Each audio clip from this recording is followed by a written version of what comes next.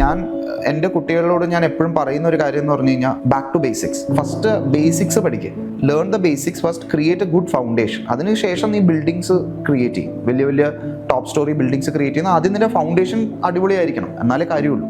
ACCA കുറേ exemption Roots പറയുന്നുണ്ട്. എന്തുകൊണ്ടാന്ന് വെച്ച് കഴിഞ്ഞാൽ ACCA വേറൊരു കോഴ്സിൽ അവർ അത് ഓൾറെഡി പഠിച്ചിട്ടുണ്ടെങ്കിൽ വീണ്ടും റിപ്പീറ്റ് ചെയ്യേണ്ട എന്നുള്ളതാണ് അവർ ചിന്തിക്കുന്നത്. അപ്പോൾ അവർ BCom പെർസ്യൂ ചെയ്യുന്ന കുട്ടികൾക്ക് 5 പേപ്പർ എക്സംഷൻ കൊടുക്കുന്നുണ്ട്, BCom കഴിഞ്ഞ കുട്ടികൾക്ക് 5 പേപ്പർ എക്സംഷൻ കൊടുക്കുന്നുണ്ട്, അല്ലാണ്ട് ചില ഇന്റഗ്രേറ്റഡ് മോഡൽസിൽ 9 പേപ്പർ വരെ എക്സംഷൻ കൊടുക്കുന്നുണ്ട്. പക്ഷെ അവിടെയൊക്കെ മേജറായിട്ട് ഇഷ്യൂ വരുന്നത് എന്താണെന്ന് വെച്ച് കഴിഞ്ഞാൽ അവർക്ക് ഈ ബേസിക്സ് അറിയാത്തത് കൊണ്ട് അവർ ഫൈനൽ ലെവലിലോ അല്ലെങ്കിൽ മിഡ് ലെവലിലോ സ്റ്റക്കായി പോകുന്ന ചാൻസസ് കൂടുതൽ. ആൻഡ് ഇത് ACCA തന്നെ പറയുന്നുണ്ട്, എക്സംഷൻ കിട്ടി വരുന്ന കുട്ടികൾ pass percentages are quite low. അപ്പോൾ അതുകൊണ്ട് ഫൗണ്ടേഷൻ ലെവലിൽ നിങ്ങൾ പഠിക്കുകയാണെന്നുണ്ടെങ്കിൽ നിങ്ങൾക്ക് ഫൗണ്ടേഷൻ്റെ സമയത്ത് തന്നെ അറിയാൻ പറ്റും whether this course is your cup of tea or not. Second, foundation പഠിക്കുമ്പോൾ നിങ്ങൾ കൂടുതലായിട്ട് ഇൻഫർമേഷൻ അറിയും, ആൻഡ് ആ ഇൻഫർമേഷൻ നിങ്ങൾക്ക് സ്കിൽ ലെവലിൽ അല്ലെങ്കിൽ അടുത്ത ലെവലിൽ നിങ്ങൾക്ക് യൂസ് ചെയ്യാൻ പറ്റും. And will help you to pass the professional level or skill level easy. So best എപ്പോഴും ഞാൻ പറയുന്നത് 12th കഴിഞ്ഞ് വരുന്നവരാ, ആൻഡ് അവർക്ക് BCom ഒപ്പം തന്നെ ചേർന്ന് പഠിക്കാം, അതിനുള്ള കേപ്പബിലിറ്റി ഉണ്ട്.